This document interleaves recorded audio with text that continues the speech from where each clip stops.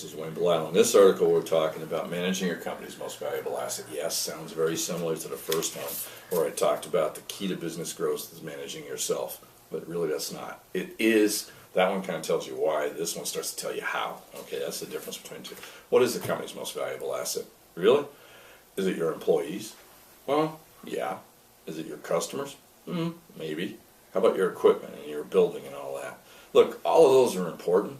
But my argument is the most important thing in any business is the owner's time. Look, I value my customers, but I know I'm going to lose some. And I had a year where I lost 3 out of my top 4 customers. Nothing I did. 2 of them got bought out and 1 retired.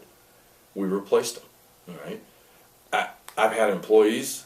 Look, we all spend a ton of time on employees. You hate to see any of them leave. It would be a big dysfunction, but you'd figure out a way to handle it. You have to. You don't have a choice, right?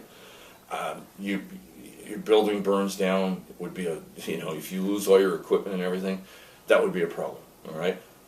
But all those things can be replaced. The one thing that can't be replaced is time. We all get 24 hours in a day, and some people do an amazing amount of work, and other people just get by. What's the biggest difference between it? Because you can't, that person that puts out a bunch of stuff, I've watched this guy who basically, he runs 4 coaching groups. He puts out, he speaks. He put out like 4 books last year and does 2 or 3 monthly newsletters. And I'm like, how in the heck do you get all this done? And I get asked that because we do, we run a busy CPA firm. We do this magazine. We put out books. We're doing some coaching. Why? Because we have the same amount of time as you. The basic difference is how we use our time. And that's important because you can't buy more.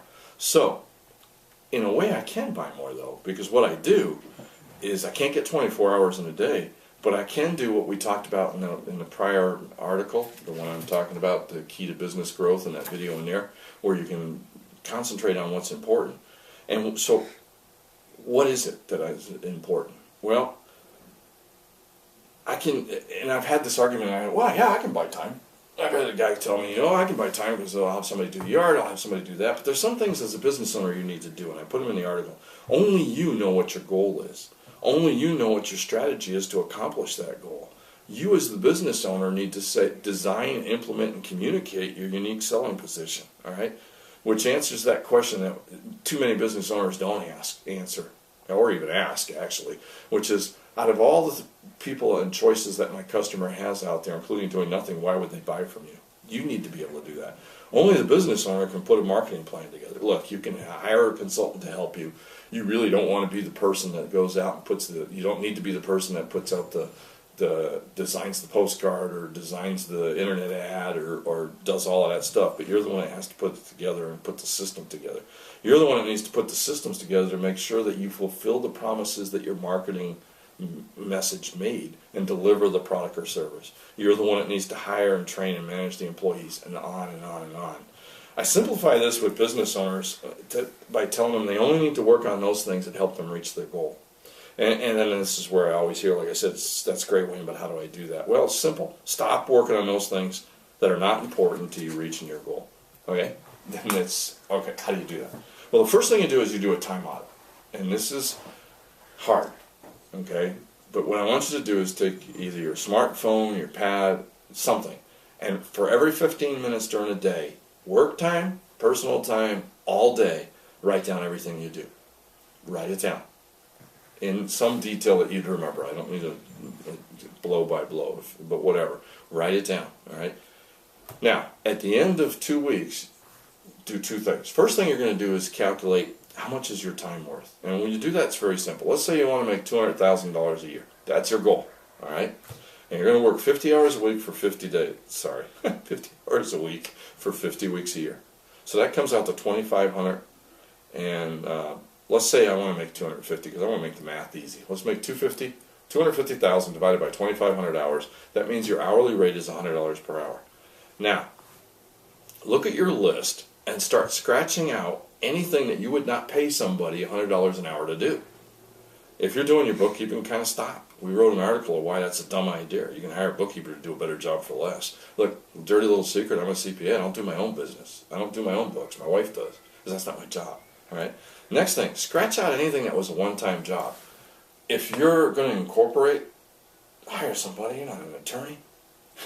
If you're going to set up a computer system, hire somebody. You don't know what you're doing. Spend your time on what's important. If you're going to set up your chart of accounts, call your CPA. Don't mess with that. That's what we do. All right. Third thing, scratch out anything that's reoccurring but has no effect on the customer experience. Things like that are like if you're doing a monthly mailer, don't be the one to lick the stamps. Don't put the envelope together. Don't even be in charge. We do a mailer. We used to do that. That's why I joke about it. All right. I used to have my kids and my niece that remembers sitting at a table putting the envelopes together, and I have to manage it. And that's a problem because what happens is we'd get some envelope. First of all, it took my time. That's the number one problem. Second problem is it still didn't get done that well because I would get some back that had no stamp and others that had a stamp but no address. So, problem, all right? The third problem with that was when I put it to a mailing house, they did it cheaper and faster. All I had to do was send them a letter. And they basically, the letter, the mailing addresses that I wanted them to go to, and boom, they're gone. All right? So look for things like that that are reoccurring but have no effect on the customer experience. Scratch out anything else forth that can be eliminated, delegated, or outsourced without affecting the customer's experience. If you're doing something that simply has no effect on the customer's experience, stop wasting your precious time. This is hard for most entrepreneurs because we're control freaks. We just love to have total control. And, you know, I'm no different. I mean, you know, Jacqueline's behind the camera shaking her head, so she's not supposed to be in the camera, but I'm pulling her in on this one, all right? Because she's been with me the longest and she understands, all right? Put systems together. Go look at our systems issue that we did. Ask your questions, answer these questions. You know, do I really need to answer every question from the customer? Can I put an FAQ together? Can I train my employees better? Make sure your employees know the answers. Every kind of non-customer related problem, there is some way to eliminate it, delegate it, or outsource it. If you do that and you look at your list, I've seen people free up 80% of their time. Now, you can't do it all at once. Some things you sit down and go, some are easy. Some are like, I'm going to get rid of these now. I don't need to be wasting my time on these. Others, you got to train your employees. You got to put systems in place. Okay. Now you got all this free time. What are you going to do? Well, if you watch the interview with Michelle McCullough in her book, The Time Blueprint for Entrepreneurs, I need to read that because I always forget the title. There's things that she put in there that says the 5 things, and she simplifies it pretty well. 5 things that every business owner should be working on. 1, you should be creating new products and services. You should. You need to be figuring out, you got the customer, figure out more ways to meet their needs. They already know you, like you, and trust you, hopefully, if you're doing a good job. So figure out how to get more money out of them. 2nd, you should be marketing your products and services. It's the old, too many business owners, their idea of marketing is the old Field of Dreams marketing. Build it and they will come. Open the doors and I'm here. All right? That's great, but it doesn't work. All right? I've done it, trust me, not a smart way to go. 3rd thing you need to be working on is you need to fulfill the orders. That's important. You need to fulfill the promises that your marketing made, implied and spoken. All right? You need to overfulfill if at all possible. 4th thing you're doing as a business owner is you need to manage your business and your employees. And 5th, you need to more learning. I love that she put that in there. Learning about improving your systems, business skills, and learning about new trends and technologies. Read hers. She basically says 75% of an owner's time should be on the first 3, creating new products, marketing, and fulfilling, about 15% managing, and about 10% learning.